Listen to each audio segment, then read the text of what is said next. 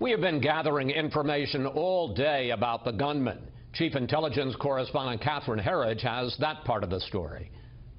Law enforcement identifies the suspect as 66-year-old James Hodgkinson of Illinois. A Facebook page bearing the same name includes photos of Bernie Sanders as well as anti-Trump rhetoric. One post reads, "Trump is a traitor. Trump has destroyed our democracy. It's time to destroy Trump and company." I've given a statement to the Alexandria Police Department. Republican Congressman Jeff Duncan says he believes the suspect approached him at the ball field. I did have an interaction with someone in the parking lot who asked me if the team practicing was a Democrat or a Republican team. I told him they were Republicans. He said, "Okay, thanks," turned around. I got in the car and left. And that was the conversation he had, and it was only as they were driving and they said back he that they heard acted the a news little reports. weird. Yeah, when he did. A spokesperson for the American Society of Home Inspectors confirms a James Hodgkinson was a member of the trade association but dropped out in 2015.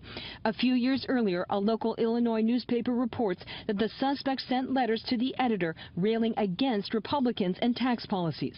In this August 2012 letter, Hodgkinson writes, "I have never said life sucks, only the policies of the Republicans."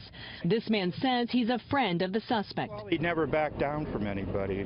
In a bar fight or whatever, he stood his ground. But it was the kind of kid stuff, or was it political? No. The New York Times interviewed the suspect's brother, who says the 66-year-old was upset over the election of President Trump and went to Washington within the last few weeks to protest. This account appears consistent with a local news report that a neighbor had not seen Hodgkinson in months, though his wife still lives at this home in Belleville, Illinois, where the FBI is on the scene.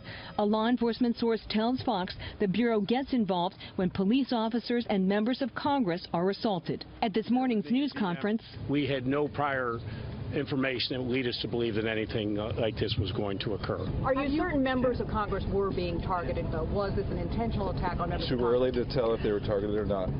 At a news conference within the last hour, the FBI confirming that the ATF is running a trace on 2 weapons to include a rifle and a handgun, also saying that the FBI is very focused on a motive, and so far no indication why the suspect chose today, Chris.